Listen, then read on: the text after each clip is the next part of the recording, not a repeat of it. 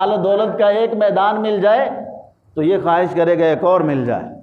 اگر وہ اس کو ایک اور دوسرا میدان مل جائے جو مال و دولت سے بھرا ہوا ہو تو یہ خواہش کرے گا ایک اور مل جائے، اور اس کو وہ تیسرا مل جائے تو یہ اور خواہش کرے گا۔ اور آپ صلی اللہ علیہ وسلم نے فرمایا اس انسان کے پیٹ کو یہ مال و دولت نہیں بھر سکتا، اس انسان کے پیٹ کو یہ قبر کی مٹی ہی بھر سکتی ہے، قبر کی مٹی اس انسان کی حرص کو بھرے گی۔ اور آپ علیہ السلام نے فرمایا یہ انسان بوڑھا ہو جاتا ہے،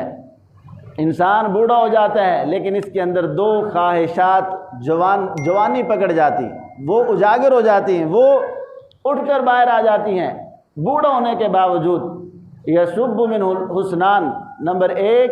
مال کا لالچ، مال کا طمع،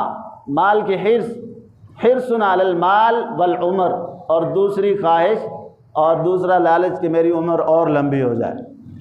60 70 سال 80 100 سال گزارنے کے بعد بھی آدمی چاہتا ہے کہ کچھ اور مہلت مل جائے، کچھ اور زندگی بڑھ جائے۔ تو انسان ان دو چیزوں کے بارے میں ہمیشہ حریص رہتا ہے، اور بڑھ جائے اور بڑھ جائے، تو اس انسان کا پیٹ نہیں بھرتا۔ اس وجہ سے اللہ رب العزت نے جو کچھ عطا فرمایا ہے، جتنا اللہ رب العزت نے دیا ہے اس پر خوش رہا جائے، اس پر راضی رہا جائے۔ اللہ کی عطا پر جو راضی رہے گا اللہ رب العزت اس کو ہمیشہ خوش رکھیں گے۔ اور تیسری بات، جو آدمی یہ چاہتا ہے کہ میں خوش رہوں، میری زندگی خوشی والی گزرے، اس کو چاہیے کہ وہ اپنے رشتہ داروں کے ساتھ صلہ رحمی کے ساتھ رہے،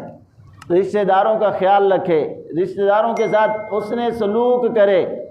یہ رشتہ داروں کے ساتھ اچھا سلوک کرے گا، حسن سلوک کرے گا، ان کی ضروریات کو پورا کرے گا، تو اس کی وجہ سے اللہ رب العزت اس کی زندگی کو خوشی والی زندگی بنا دے گا۔ اور اس کے ساتھ ساتھ جو آدمی ناشکری کرتا ہے، اور جو آدمی اللہ رب العزت کی ان نعمتوں کی ناشکری کرتا ہے، اللہ رب العزت اس کی ان نعمتوں کو مزید چھین لیتے ہیں۔ تو اس وجہ سے قناعت اختیار کرنا، اللہ رب العزت نے جو ہمیں مال و دولت دیا ہے، جو رزق دیا ہے، اس میں اپنی ضروریات کو پورا کرنا، یہ کامیابی والی زندگی۔ حدیث پاک میں آتا ہے، آپ علیہ السلام نے فرمایا، مسلم شریف کی روایت ہے، قد افلح من اسلم ورزق کفافا وقنعہ اللہ۔ جو آدمی، آپ علیہ السلام نے فرمایا وہ آدمی کامیاب ہو گیا، قد افلح، وہ آدمی کامیاب ہو گیا، من اسلم، جس نے اسلام قبول کیا، ورزق کفافا، اور اس کو بقدر کفایت یعنی اس کی ضروریات کو پورا کرنے والا رزق دے دیا گیا، وقنعہ اللہ، اور اس پر اس نے قناعت اختیار کر لی اور اسی کے اندر اپنی ضروریات کو پورا کیا اور اللہ رب العزت سے راضی ہو گیا۔ آپ صلی اللہ علیہ وسلم نے فرمایا یہ آدمی کامیاب ہو گیا۔ یہ کامیابی والی زندگی ہے کہ جو اللہ نے دیا ہے اسی کے اندر اپنی ضروریات کو پورا کرنا، اور اگر اسی کے اندر ہماری ضروریات پوری نہیں ہوتی اور ہم اپنی خواہشات کو بڑھاتے جائیں گے تو پھر ایک نہیں، دو، چار نہیں، جہاں تک چلے جائیں گے یہ ہماری خواہشات بڑھتی چلی جائیں گی اور ہماری ضروریات پوری نہیں ہوں گی۔ اور اس کے ساتھ ساتھ اگر یہ مال اور یہ دولت اگر نہیں دیا تو باقی جو نعمتیں اللہ نے دی ہیں ان نعمتوں کو دیکھ کر اللہ کا شکر ادا کیا جائے۔ یہ کون سی عقل مندی ہے کہ اگر مال نہیں آیا تو خودکشی کر لی جائے؟ اس سے بڑا جو حرام کام اور کون سا ہو سکتا ہے کہ آدمی آخری وقت میں جا رہا ہے اور اس کے بعد زندگی ختم ہو رہی ہے اور اللہ کے دربار میں پہنچنا ہے اور یہ حرام طریقے سے آخرت میں جا رہا ہے، اور یہ کیا سمجھتے ہیں کہ یہاں دنیا سے جانے کے بعد جان چھوٹ جائے گی تو آخرت میں پھر خوشیوں والی زندگی میں چلے جائیں گے۔ وہاں پر جا کر جو حساب و کتاب دینا ہے اس کو بھی تو دیکھا جائے، اللہ کے سامنے جو کھڑا ہونا ہے اس کو بھی تو دیکھا جائے، صرف یہ دنیا کی زندگی نہیں۔ اور یہ وہی لوگ خودکشیاں کرتے ہیں جو دین سے دور ہوتے ہیں، شریعت سے دور ہوتے ہیں، اعمال صالحہ سے دور ہوتے ہیں، اللہ اور اس کے رسول کے احکامات والی زندگی سے دور ہوتے ہیں۔ جن کو اللہ نے اپنے احکامات کے مطابق، آپ صلی اللہ علیہ وسلم کی زندگی کے مطابق جن لوگوں کی زندگی ہے وہ لوگ اس دنیا کو کچھ نہیں سمجھتے، ان کے نزدیک اس کی کوئی ویلیو نہیں ہوتی،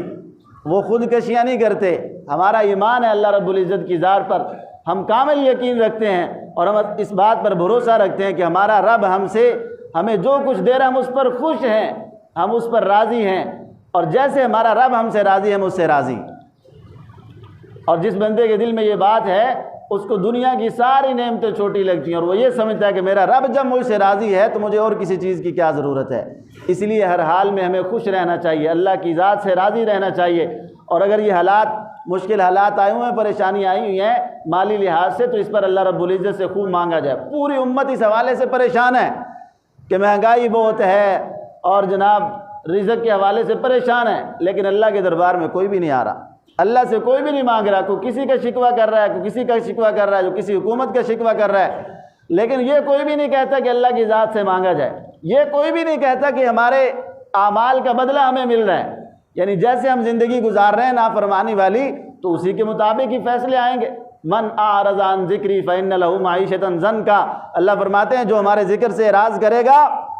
یعنی ہمارے دربار میں آنے سے اعراض کرے گا، نماز روزے سے اعراض کرے گا، ذکر اذکار تسبیح تلاوت سے اعراض کرے گا، تو ہم کیا کریں گے؟ فإن له معیشۃ ضنکا، ہم ان کی معیشت کو تنگ کر کے رکھ دیں گے۔ جو روٹی کے پیچھے، آٹے کے پیچھے، یہ چینی کے پیچھے، اس کے پیچھے بھاگتا پھرے گا، اور یہ دنیا میں اس کے لیے عذاب ہے، اس وجہ سے کہ اس نے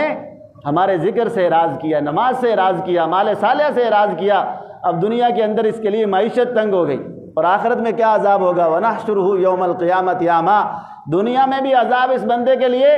اور آخرت میں بھی اس کو ہم جب اٹھائیں گے تو اس کو اندھا کر کے اٹھائیں گے،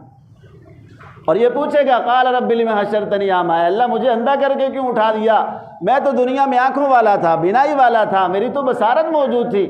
لیکن اس کے باوجود مجھے کیوں اندھا کر دیا؟ تو اللہ رب العزت فرمائیں گے قال رب لم حشرتنی اعمیٰ وقد كنت بصیرا، اللہ رب العزت فرمائیں گے کہ تو واقعی دنیا میں بصارت والا تھا، آنکھوں والا تھا، لیکن دنیا میں رہتے ہوئے تو نے ہمارے ذکر کو، تو نے ہمیں بھلا دیا، آج ہم نے آپ کو بھلا دیا۔ اللہ رب العزت مجھے آپ کو، اللہ نے جو ہمیں رزق دیا ہے اس پر خوش رہنے کی، اللہ کا شکر ادا کرنے کی ہمیں توفیق نصیب فرما دے۔